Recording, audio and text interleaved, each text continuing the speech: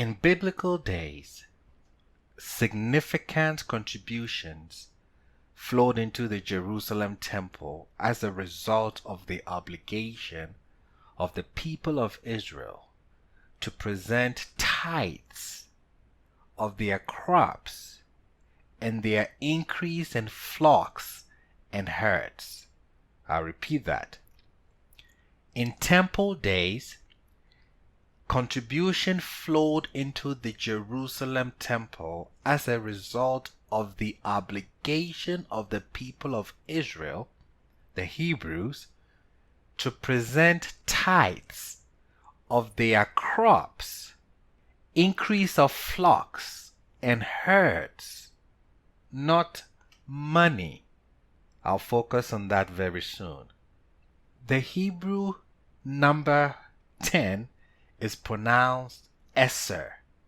The tithe of Israel was termed Maaser. That is where the name tithe comes from the Hebrew word 10, Eser. Tithe is Maaser in Hebrew, and it was one of the many designations for contributions to the temple.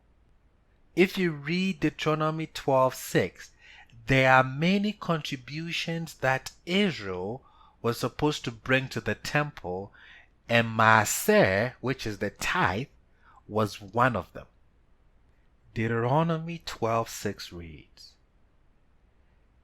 "And there you shall bring your burnt offering, and your sacrifices, and your tithes, and the separation of your hands," which is your contributions, "and your vows, and your donations, and the firstborn of your cattle and of your sheep." Notice here in this verse, it listed tithes among the various types of ceremonial offerings. As you see here, there were multiple types of offerings. You had the burnt offering, you had the sacrifices, you have the heave offerings, which are your donations, you have your vowed offerings, you had your free will offerings, and then the firstborn of the herds and flocks. Tithes are mutually exclusive to these offerings, meaning they are not the same. Tithe is the tenth of. Tenth of what? Not money. Can we prove that? Of course we can. Scriptural tithing was only intended for a society sustained almost wholly by agricultural crops and animal herds. Scriptural tithing was only intended for a society sustained almost wholly by agricultural crops and animal herds. In Leviticus 27:30 we read, "Any tithe of the land, whether it be from the seed of the land or from the fruit of the trees, it is Yahweh's. It is holy to Yahweh."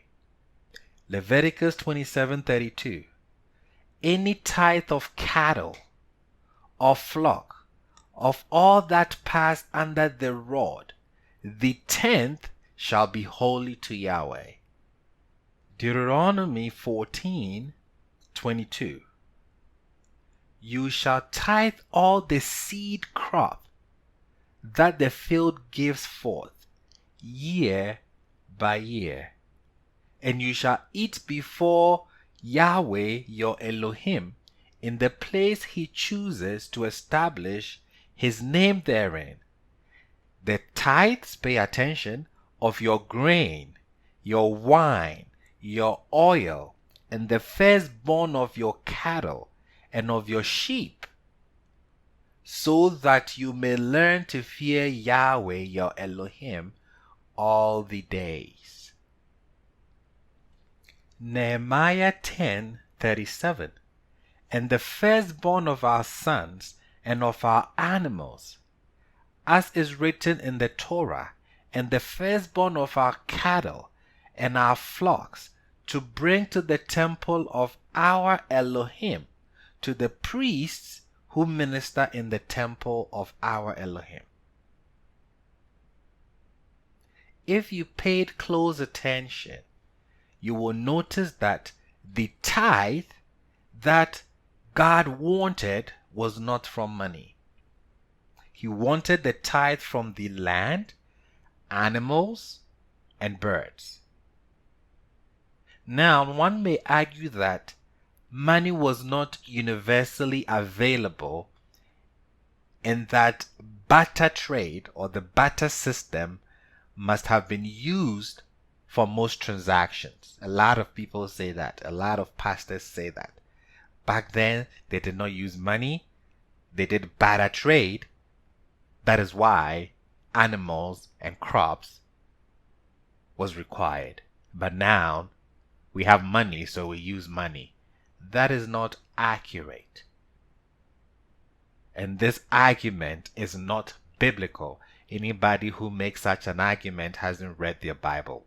Because many centuries before Israel entered the land of Canaan and began tithing food, money was an essential everyday item.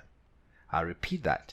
Before the Hebrews got into the land of Canaan and began tithing food, not money, food, money was an essential everyday item. And I give you several examples.